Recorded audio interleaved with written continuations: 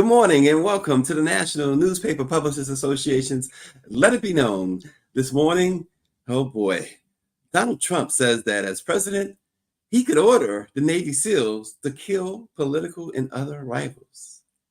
How about that? And his lawyer says that in court. Missouri, so this is where things added.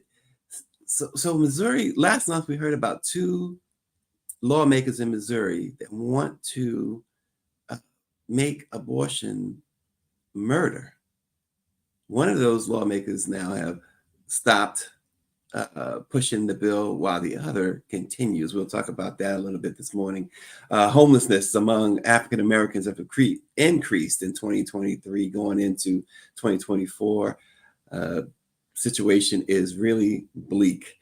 We are going to go into that. And also, how about this? After being eviscerated by Katt Williams, Kevin Hart gets a little bit more indignation as Katt Williams is taking Kevin Hart's ex-wife on tour with him during his latest comedy tour. And Regina King is going to play Shirley Chisholm in a Netflix documentary that's coming up in the early part of this year. Well, first, I wanted to something so disturbing we were discussing before the show. We remember the young man who, with mental illness, who jumped over the judge's bench in Las Vegas and assaulted or attempted to assault the judge. Now, we know that he got 4 years eventually when he was finally sentenced in the case that he was on. Now he's being charged in that particular incident with attempted murder. And it is just absolutely insane, and dare I say, racism at play again, to charge this man who really, really obviously needs as much mental health assistance as possible, now in front of another judge, because the other judge, I don't know, they're saying that she didn't want to preside or couldn't preside over because she's the alleged victim. But I think it's a typical cowardice move when race is at play. I mean, they brought him in, just like I said they would, looking like Hannibal Lecter and chained. They have armed officers around him. He still doesn't appear to know or seem to know where he's at. And now they want attempted murder charges can carry a 25-year prison sentence on top of the 4 years he's already got. And that's at least 25 years. So they want to send a message again to people who look like him, people who look like me. Because make no mistake, if this guy, just call it what it is, if he was not black, you know what would have happened? They would have brought him back into court, made him apologize to the judge publicly, and the judge would have given him some sort of reprimand verbally, and that would have been that, with the understanding that he has mental health issues. But this is the direction, once again, as we've been saying, he's got this black mask on him, and it's just insane. I mean, yeah, you want to, based on what he did, yes, you got to handcuff him. I mean, he's in shackles. They didn't even want him to speak. So as we said, as I said, somebody else who didn't look like him you wouldn't have had all that in his face, because he'd have been standing there and they would have had him apologize, and that would have been the end of that story. But this is America.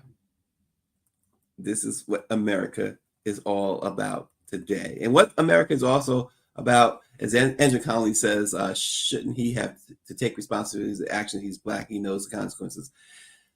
Does he know that? And so the court files, Angela, has a history, has his history of, and the judge said it in the initial sentencing phase, his history of mental health problems. He has serious mental health issues. To charge him, I don't care, black, white, green, to charge him with attempted murder is absolutely piling on in the worst way. And you cannot tell me it has nothing to do with the fact that he's Black. It has everything to do with the fact that he's Black. It's as simple as that. That's craziness. It's America. Yeah, you have to take consequences, take responsibility for your actions. This guy, he's not able to. He's obviously not able to. Just think about it. He was in on an assault charge. Yeah, he thought perhaps he was going to get probation, but he was in on an assault. She hadn't even handed the sentence down before he did the leap over the desk. You in for an assault charge and you come out with an attempted murder on a judge? Yeah, it's bogus. It's bogus. Power 96 says, only if the justice system was fair. The cop in Mississippi who shot a Black man in the mouth and he wasn't charged with attempted murder. And he could probably, Power 96 and others, and I'm sure you too, Angela, could come up with 100,000 other cases. There is no mental where his family support health help unless you can afford it on your own. His family has indeed come out and say, listen, we've tried to get him help. It's in the court filings. So the judge has all of this. Both these judges have all of this. And you don't think that them putting him in front of another white woman judge is not, that was an accident? Do you think that was an accident? Just absolutely.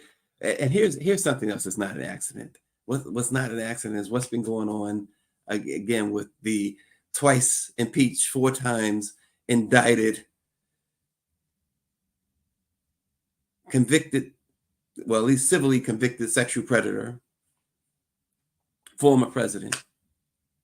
So yesterday, his lawyer stood up in DC District Court. We're here in DC right now. And said that Donald Trump believes, and they believe, that not only does he have presidential immunity, but he should be able to use SEAL Team 6. Everybody knows SEAL Team 6, the special military unit, to eliminate, assassinate political rivals. If that doesn't sound like Adolf Hitler, if that's not a direct page out of that clown's book, that mass murderer's book, then what is? It also shows that this guy is serious, 1,000% serious in his plans to go scorched earth with an oppressive dictatorship if he returns to power. And he will not leave until he's carried in a box out of the White House. He will stay there. And it's a 2-term limit. Watch. Donald Trump has already shown you, and this is a former editor of mine used to always say, late former editor of mine, I can show you better than I can tell you. And Donald Trump has already showed you that rules and laws don't apply. The Constitution does not apply to Donald J. Trump. He's made that clear. And to this minute, yes, he has the 91 felony charges against him. Yes, a civil jury has ordered him to pay, a judge ordered him to pay $5 million to a writer who a civil jury said he sexually assaulted. Which, by the way, in that case with E. Jean Carroll, so they're going back to court. The judge, Trump's team said this yesterday too. They said that the jury should be allowed to consider, as they consider punitive damages in that case, they should be allowed to consider that he didn't rape her, he sexually assaulted her. That they concede that he sexually assaulted her. Rules do not, he has, so to this minute, my point is, to this minute, he has proven laws and rules do not apply. This is a guy who we found out last week. We found out, it was confirmed, I should say, rather than found out, because we knew all along when he was in the White House, he was getting kickbacks from foreign government. They were able to find so far about $8 million in which China and Saudi Arabia and other foreign governments gave him. In exchange for what? You don't have to have any type of imagination to understand what he gave in return. I mean, we saw about, he's on, one of the cases against him was about those documents, those classified documents. It's unreal. But yes, is President-in-Chief of China. Now he controls 1.4 billion people ruthlessly. Ruthlessly. No games, right? They said, is President Xi of China a brilliant man? I said, yes, he is. He's a brilliant man. Next day, Trump said President Xi is brilliant. I said, yeah, I did. They want me to say, no, he's not a very smart guy. You know, he just runs 1.4 billion people with an iron fist. It's crazy. There he is. He's praising Z, or whatever, however you pronounce the dictator's name out there in China, because he's able to control 1.4 billion people, control the country. Once again, so did Adolf Hitler for a while, right? With an iron fist, as what Trump said. There is, go look up, if you don't know, go look up Hitler. This is Hitler's playbook. And we've been talking about, well, many people have been talking about over the last couple of months or so, the rise in anti-Semitism. This is the playbook. You gotta be kidding me. And this is the leading candidate to run your country. This is the leading candidate. And folks say the stupidest thing. We have some video. I don't know if Greer has it, but there's some video of a guy interviewing people at a Trump rally. And he asked them about books, banning books, or what books, and the Bible. And they was like, absolutely, the Bible should be in schools. Absolutely, it should be in schools. Should there be books banned? The guy asks. Yes, there should be books banned. Then he asked, well, what about a book that talks about two women getting their father drunk and having sex with them? Oh, that absolutely should be banned. That book that has that is the Bible. They have the lack of knowledge, and this is why 75 million people voted for Donald Trump in 2020. because these are supremely uneducated, hateful people, supremely uneducated and supremely hateful. Austin writes in that most Trump supporters cannot spell the word book. And Power 96 says Trump knows that he's full of it and he only is trying to delay all of his criminal trials. Absolutely, he's trying to delay his criminal trials. And guess what? You would too, based on the fact that you're able to get away with everything that he has. You would too. And he understands where he sits in the race for president.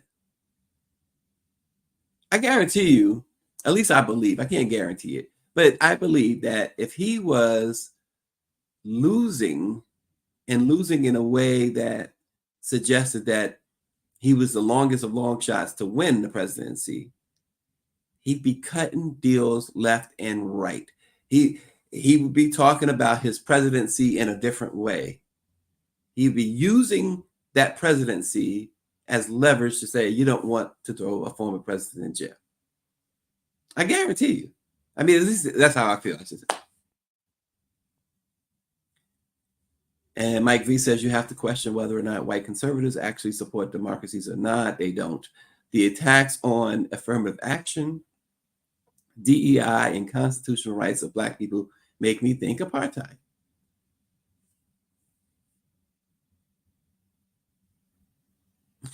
Parnassus said he's not a criminal, and that smooth Johnny Cochran isn't here to defend him. But look, that's what it is. And so as another sign, and these are not just signs, these are outright in your face. This is what we're going to do when we get that power back, complete power back. Southbound 3000 says Trump says he hopes the country goes bankrupt. I guess he'll get a fresh start on democracy takeover. But here's another thing. In Missouri, watch the state of Missouri this month, because this month they're going to start considering 14 new bills, including a bill that will not only continue to make abortion illegal, but it goes even further. They want to, two lawmakers publicly said they want to pass a bill that will make abortion murder, that the woman will be charged with murder. And Missouri has the death penalty. And they are willing to go all the way with this. Representative Bob Titus, who is a first-term Republican, said this. He said, the prosecution is just a consequence of taking an innocent human life. Now, what's interesting about Titus is that he has now, and since, withdrawn his bill because he said the media went into a frenzy about it. And so he's just going to put, so the media, was he truly worried about how the media was portraying this? Is that how you govern? Is that how you legislate? And then Republican Senator Mike Moon, while Titus says he's withdrew his bill, Mike Moon is pushing the same bill. So this is what they've been spending their time. And we talk about how the Republicans in the U.S. Congress have done absolutely nothing in 2023. I mean, virtually nothing. The least productive Congress in modern history. But even in state houses around the country, this is what they are doing, Republican-led state houses. And again, they're Republican-led, but make no mistake, there are Democrats who are perhaps quietly going along with a lot of this stuff that doesn't even matter in the grand scheme of things as far as the well-being of the country is concerned, the health and well-being of the country. I mean, you can get you had a situation where just a couple of weeks ago or so, a young teenage Black girl miscarried her baby. Was so distraught. She was in the bathroom. And so she flushed the fetus. And they're charging her with a crime. And so so here, pay attention. Just pay attention is what we're saying. Pay attention. The U.S. Department of Housing and Urban Development has released its 2023 annual homeless assessment. And it revealed that America had a 12% increase in homelessness since 2022. The report, it takes into account the housing inventory count, but it paints a seriously bleak picture of the current state of homelessness. A staggering 653,104 people experienced homelessness on a single night in January of 2023. And that was the highest total since they started taking stock of this, taking measure of this in 2007. But here's a real significant concern. The impact, and we're going to say this word again, the disproportionate impact on Black communities is so frightening. 4 in 10 experiencing homelessness were Black. 4 in 10. That is a mind-blowing 40%. And just think about it. Black people comprise just 13% of the country.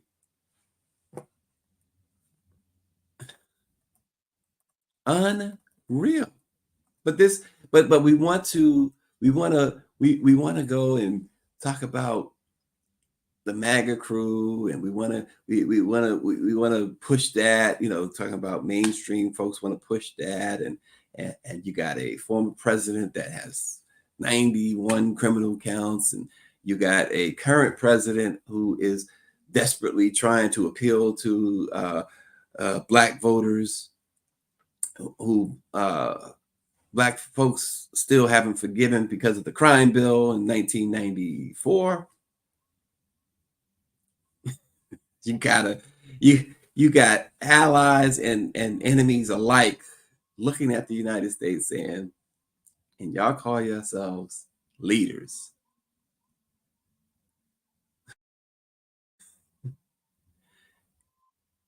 And so that's another thing, Mike V, what conservatives are doing, what the MAGA base is doing, with trying to do down in Georgia with Fonnie Willis, the district attorney there in Fulton County, trying to make sure that she's ineligible, or trying to cause situations in which that would make her ineligible to prosecute Trump. So you have Elise Stefanik, the Republican congresswoman out of New York, who referred to all of those, and doubled down on it too, referred to all of those who are in jail or prison because of their crime on January 6, 2021. You have all of them, she refers to all of them as hostages. Hostages. And she has tried, like so many others are doing this in part, not just because of her inherent hatefulness, but doing it in part because of trying to show loyalty to Donald Trump. And it's funny how that works, because they try to outdo each other, those who are trying to kiss up to Trump. Well, I could do you one better. I mean, I can go lower than you. So they go lower and lower and lower and lower. 5 law enforcement officers lost their lives as a result of the attack on January 6th. A sitting vice president, they sought out, they put up a guillotine, I guess is what you call it, with a noose, or whatever you want to call it. And they were seriously going to hang Mike Pence, as they said.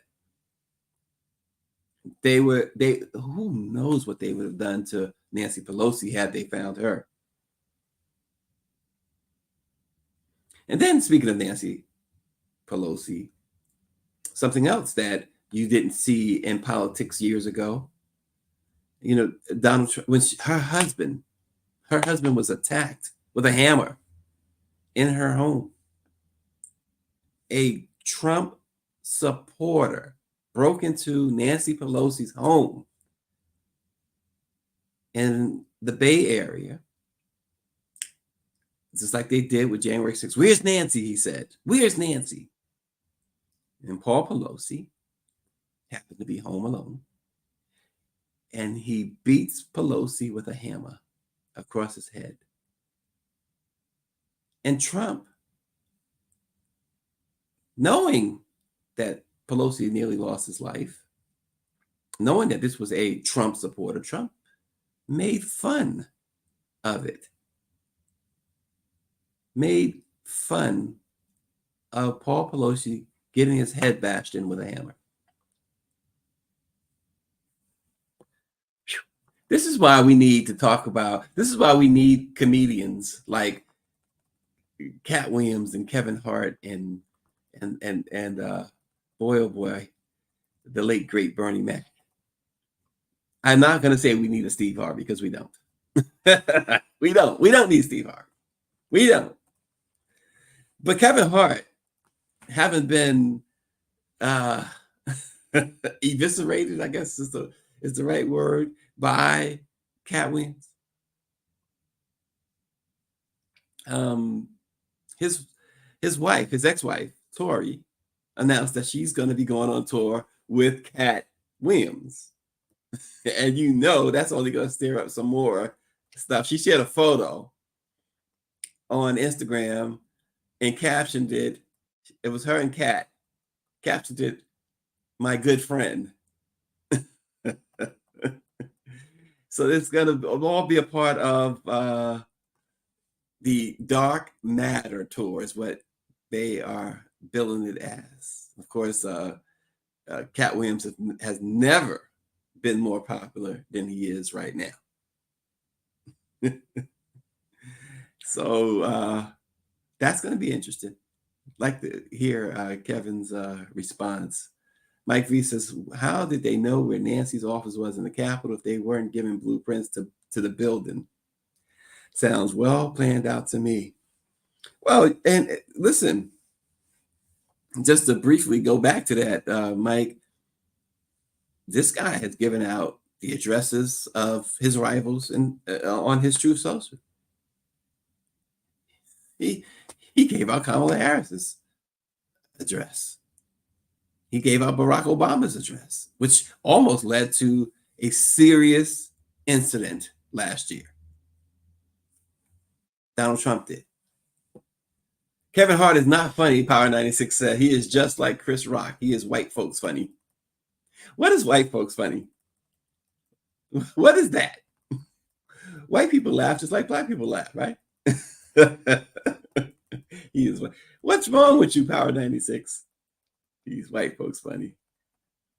I love what Mike Epps had to say. Did you see that, Power 96? Monique Daniels, big sis, says, I concur. He is not funny. I love, David says, white folks funny is goofy. I love, we goofy too. I know I'm goofy. But Mike B says, see, he said Seinfeld funny. Oh man, Seinfeld has some good, crazy subplots there. But I love what Mike Epps had to say about the whole thing. Because, you know, Katt Williams did not mention Mike Epps one time.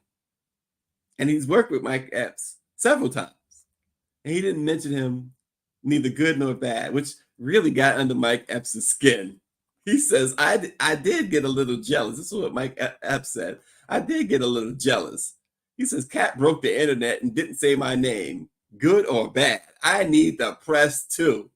He says, say something about me in there, man. Say something bad about me. I don't care. I got a special coming out. I need the press. He said, man, we did a movie together. Now that's a funny dude. Do y'all think Mike Epps is funny? I think Mike Epps is funny. I do. He plays a good foil, you know, like Jerome to Morris Day, you know, stuff like that. I mean, I'm sure there's other examples. But that's what came to my mind. So how about Regina King, y'all? Regina King is see, I can't even move on sometimes. Power 96 says Mike Epps is definitely black people funny. Black people funny. I've learned something this morning. There's black people funny and white people funny, according to some of you guys who are watching. And Daniela Pierre jumps into the fray. She says, Bruce said he would have been turning the tables over if he was mentioned. Bruce probably wanted to be mentioned, like Mike Epps. But yes, I learned about black funny and white funny this morning. So when I'm with friends who are white, I got to figure out the difference in our funnies. Listen, we in DC. It was a good day yesterday, even though it rained and poured. They canceled my Acela train. My Acela first class ride was canceled. Mark Make It Plain Thompson was here. He couldn't go back to New York. We hung out with the last two, the latest Miss Black Americas. We had dinner with them. They came into the studio. We did what we did. It wasn't too bad of a day. Although I'd rather be back in the home studio where I can easily hang out with the real Miss Black America, Sinead Brown. There you go. So Regina King is taking on the role of groundbreaking politician Shirley Chisholm. And every time I hear Shirley Chisholm's name, believe it or not, and as crazy as it may sound, I think of Biz Markie. Because he said remember? He said in his rap, he voted for Shirley Chisholm. the Netflix biopic. What is it, biopic? Tells the story of Shirley Chisholm becoming the first Black Congresswoman and her audacious, boundary-breaking 1972 presidential campaign. The cast includes Lucas Hedges, Brian Stokes Mitchell, Christina Jackson, Michael Cherry, Amira Van, Dorian Crossman, Earl Brown, Brad James, and the one and only Terrence Howard is going to star in it as well. And actually, Regina King and her sister, Raina, serve as producers on the film. And she and her sister, Regina King and her sister, brokered a deal with the Shirley Chisholm estate to allow them to have access to her life story. Of course, we know Shirley Chisholm was born Shirley Anita St. Hill in Brooklyn, New York in 1924. Wow. She would have been 100 years old this year. She was the oldest daughter of immigrant parents from Guyana and Barbados. She graduated from Brooklyn College and earned a master's degree from Columbia University. And in 1968, she became the first Black woman elected to Congress and represented New York's 12th congressional district up until 1983. And then we all remember that presidential run. We know about it if we don't remember it, because not everybody is old enough to remember that. But many know about that 1972 presidential. Because if you remember, so years later when Jesse Jackson ran for president, it was a big thing, black man running for president. And that was in 1984, the first time Jesse ran. And 12 years earlier, Shirley Chisholm actually ran. So making history. And you remember, well, if you know the history, she was first, they blocked her from participating in any of the televised primary debates, but she had to take legal action. The nomination ultimately went to Senator George McGovern, who lost, of course, to Tricky Dick, Richard Nixon. And so Regina King says, Shirley Chisholm's fearless determination has been an inspiration to so many of us. And with the film, we hope to inspire many generations to come. So isn't that something? It's Power 96 says, hopefully Regina can pull it off. Her story needs to be told. If anybody can pull it off, Regina King can pull it off. There's no question. There's a few. But Regina King is probably, when you think about the Black actresses, I think she is the one that I would envision doing Shirley Chisholm. Yeah. Regina King would be her. Southbound 3000 is asking, what's up with those supposedly leaked Sheila Jackson audio? I don't know. I mean, I know she apologized for them. She apologized about it.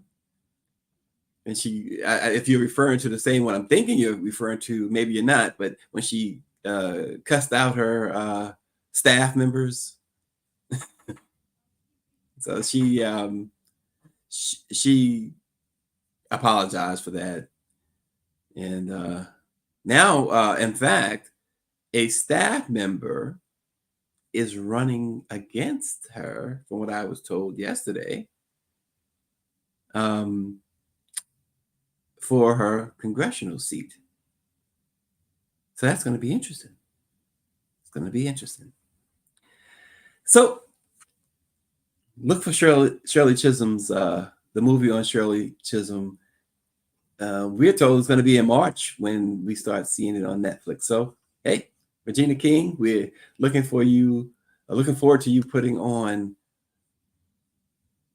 an Academy Award winning type performance, as she always does anyway. Regina King is one of the best. So that's all we have this morning for you guys from the nation's capital. I hope that the weather where you are is not as bad as it is here, but I also hope that if it is, you guys are being safe, being smart, using the spirit of a sound mind as you navigate the weather. I know a lot of places where schools have been closed. I know my kids' schools are closed today. And so I'm sure they are not like mourning the fact that school is closed today. They're probably doing something productive, I can say. But yes, Angela Connolly, y'all stay safe, and we will see you again tomorrow.